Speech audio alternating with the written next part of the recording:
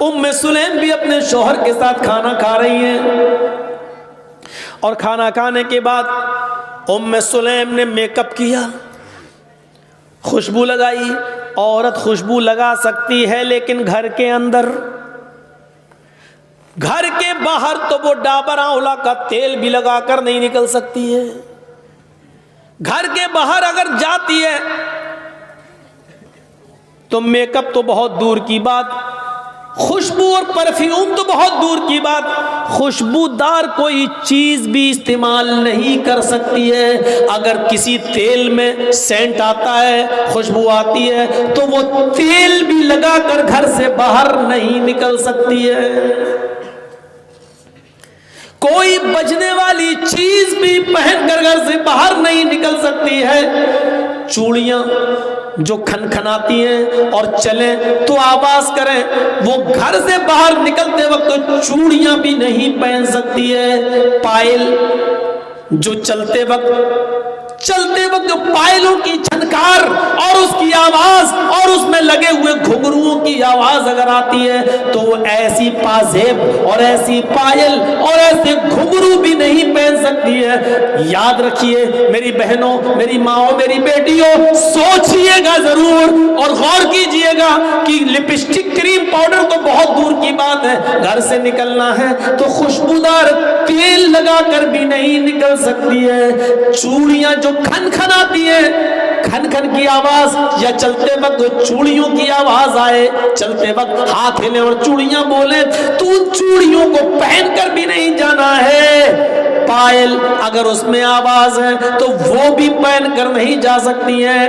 یہاں تک کہ اگر اونچی ہل کی چپل، اونچی ہل کی سینڈل پہن کر وہ چلتی ہے اور سڑک پر یا پکی زمین پر چلتے وقت تو سینڈل کی کھٹ کھٹ کی آواز آتی ہے، تو ایسی سینڈل اور ایسی چپل پہن کر بھی عورت نہیں جا سکتی ہے کہ جس سے اس کے پیروں کی کھٹ کھٹ کی آواز سے مردوں کے چہرے متوجہ ہوں، مرد اس کی طرف مائل ہوں اور اس کی طرف دیکھنا شروع کر دیں۔ ایسی چپل بھی نہیں پہننا ہے۔ پہنیے، ممتا دیدی کی طرح پہن لیجئے، ہوائی چپل پہن کے جائیے، کون منع کر رہا آپ کو؟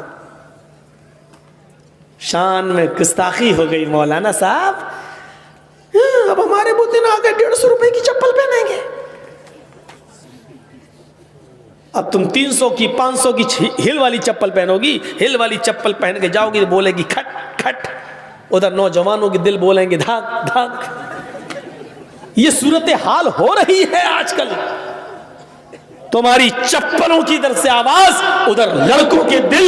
اس اسلام نے اسی سے تو روکا ہے، جڑ کو ہی ختم کر دیا ہے۔ اونچی ایڑی کی، اونچی ہل کی چپل بھی عورت اگر آواز کرتی ہے تو نہیں پہن سکتی ہے، چوڑی اگر آواز کرتی ہے تو نہیں پہن سکتی ہے۔ ایک آدھ کڑا پہن لیا کوئی بات نہیں، ایک کڑا پہن لیا اس میں، ایک کڑا پہن لیا اس میں، آواز تو نہیں کر رہا، جائیے، لیکن ہاتھوں میں ساکس ہونا، گلیوز ہونا چاہیے، پیروں میں ساکس ہونا چاہیے، جائیے۔ ٹخنے سے نیچا نقاب اوڑھنی یا چادر ٹخنے سے نیچا ہونا چاہیے، اتنی نیچی ہونی چاہیے کہ آپ کی چپل بھی نظر نہ آئے، چپل سی چھپی ہوئی ہو، اور آپ کا نقاب، آپ کا حجاب، آپ کی چادر زمین کی مٹی سے چھلتی ہوئی، روڈ سے چھلتی ہوئی جانی چاہیے۔ یہ ہے اسلامی پردہ۔ مولانا صاحب کیوں بتا رہے ہو؟ ہمیں کرنا ہی نہیں ہے، ہمیں کرنا ہی نہیں ہے۔ ارے تمہیں کرنا نہیں، ہمیں تو بتانا ہے۔ 1 سال کے بعد جلسہ لوگ کراتے ہیں بیچارے، اسی مقصد سے تو کراتے ہیں، تو یہ ہونا چاہیے، یہ تو عورت یہ سب چیزیں پہن کر نہیں نکل سکتی ہے۔ اس ابراہیم علیہ السلام نے کہا بیوی کو طلاق دے دیا، کہا میں نہیں رکھ سکتا۔ ہماری ماں بہنوں، ام سلیم کے اس واقعے سے عبرت حاصل کرو۔ میک اپ کرتی ہیں، خوشبو لگاتی ہیں، خوشبو لگانے کے بعد وہ اپنے شوہر کے پاس بھی جاتی ہیں اور وہ اپنے شوہر سے مجامعت بھی کرتی ہیں، ہم بستر بھی ہوتی ہیں۔ سوچئے بغل میں بیٹے کی لاش ہے، بیٹے کا جنازہ ہے، اور وہ رات میں میک اپ۔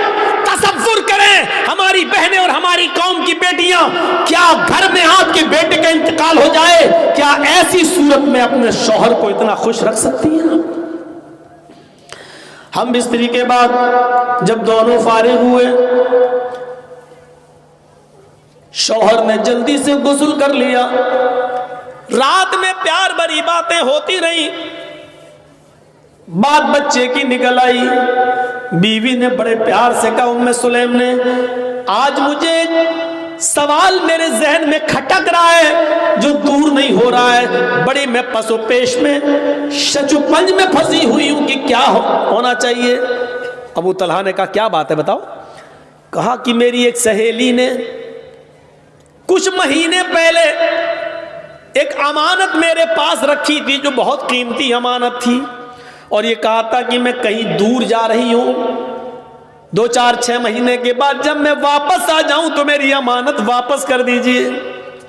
لیکن میرے پتی جی، میرے ہسبینڈ، اس نے جو امانت دی تھی وہ مجھے بہت پسند آ گئی، میرا دل اس پر آ گیا، میں چاہتی ہوں کہ اس کو رکھ لوں، اور اس جس